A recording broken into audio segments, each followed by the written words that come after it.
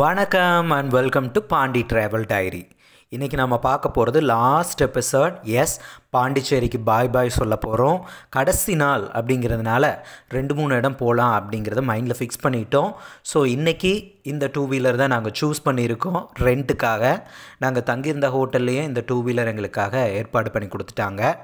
So rent மட்டும் பே பண்ணிவிட்டு 2 wheeler எடுத்துகிட்டு காலையில் நேரமே சாப்பிட்றதுக்கு முன்னாடி நாங்கள் போகிற இடம் பார்த்தீங்க அப்படின்னா அருள்மிகு மணக்குள விநாயகர் கோயில்.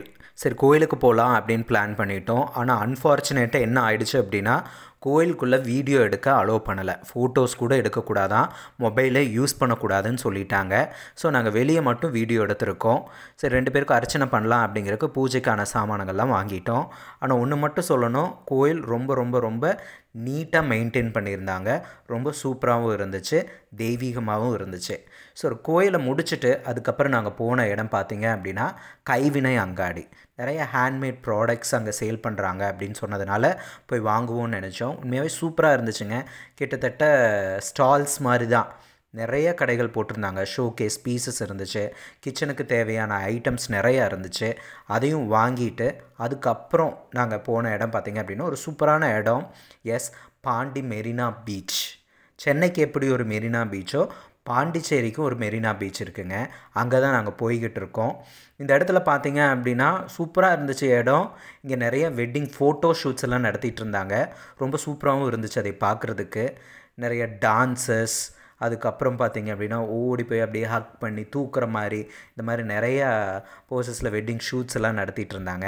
பீச்சை ரீச் பண்ணுறதுக்கு முன்னாடி ஒரு முக்கியமான விஷயம், நீங்கள் பாண்டிச்சேரி போகிறீங்க, 2 நாள் 3 நாள் ட்ரிப்பு அங்கே போகலாம் அப்படின்னு உங்களுக்கு பிளான் இருந்துச்சு அப்படின்னா கண்டிப்பாக எங்களோட பாண்டி ட்ராவல் டைரி பாருங்கள். கிட்டத்தட்ட 7 எபிசோடையும் நான் போட்டிருக்கேன். டிஸ்கிரிப்ஷன்லேயும் லிங்க் கொடுத்துருக்கேன்.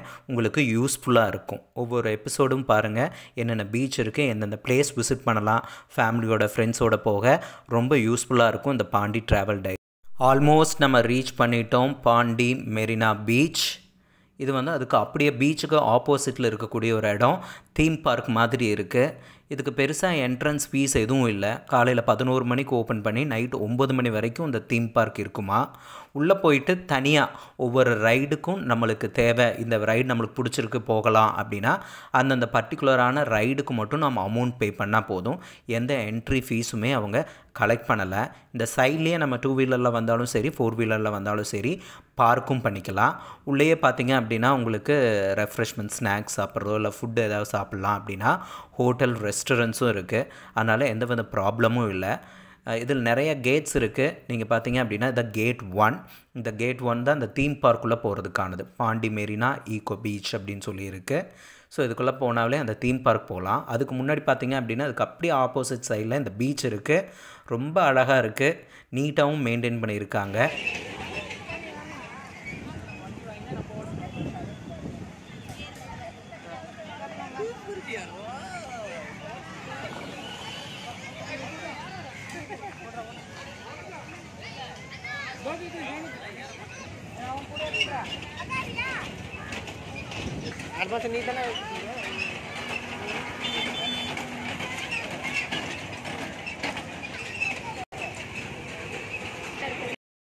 குட்டீஸுக்கு விளையாடுறதுக்கான நிறைய ரைட்ஸ் இருந்துச்சு. அதைத்தான் நீங்கள் இப்போ வீடியோலையும் பார்த்துருப்பீங்க.